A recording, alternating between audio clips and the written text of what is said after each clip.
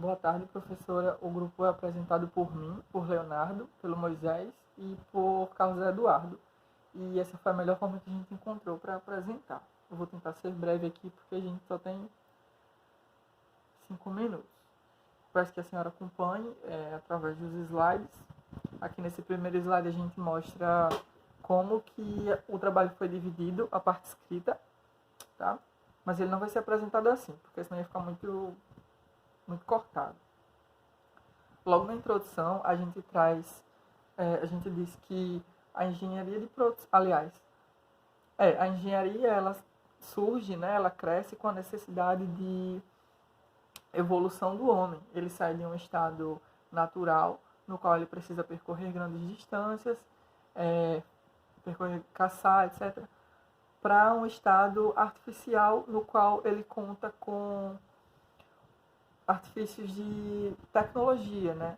Ele criou maneiras para facilitar a comunicação, o transporte, a armazenagem, estocar alimentos, processar alimentos e tudo mais.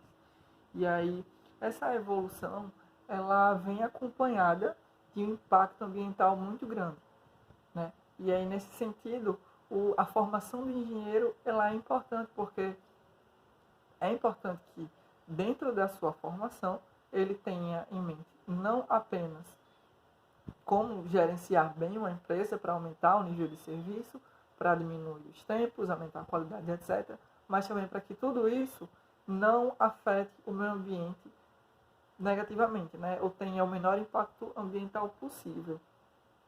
E aí a gente coloca, aliás, ainda na introdução a gente traz uma pesquisa de Boechat, e aí eu vou precisar ler para não me atrapalhar aqui, no qual, em 2009, ele identificou lacunas no perfil profissional do engenheiro de produção.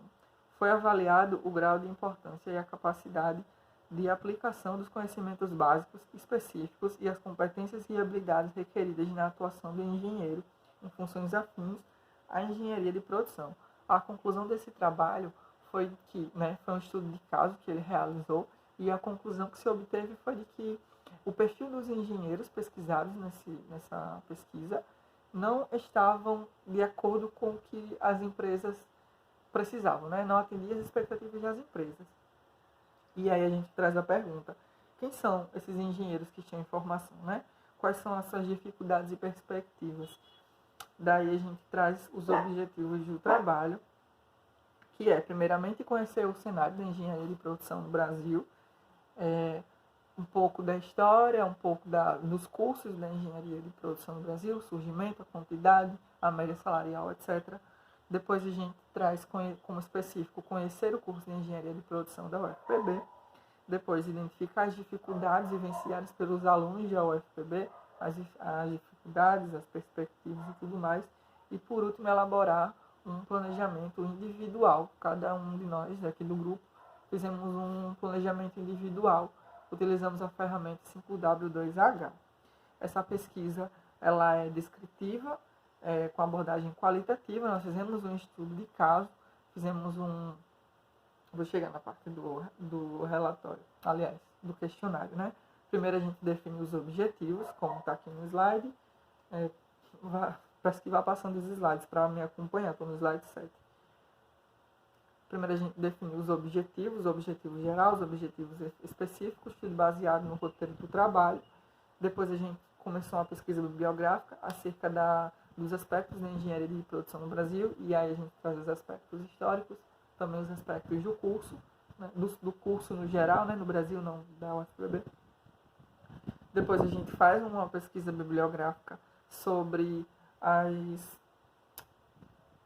atribuições que os autores e as empresas falam que é necessário que o engenheiro de produção tenha para que ele possa atuar no mercado de trabalho, certo? Para que ele possa ter vantagem competitiva. Depois a gente elaborou um questionário de 8 perguntas. A gente mandou esse questionário para as turmas dos períodos, né? Do segundo período, do terceiro período, num grupo geral de engenharia de produção da UFPB. Eu mandei para os meus amigos de engenharia de produção da UFRN. Só que foi nesse período de quarentena, foi muito complicado. A gente só obteve 9 respostas. E aí a gente fez os nossos resultados em cima disso. Depois a gente finaliza com a análise dos resultados e discussão e a elaboração do planejamento individual, com a ferramenta 5W2H, certo? E aí, da minha parte é isso. Os meninos vão continuar a partir de agora.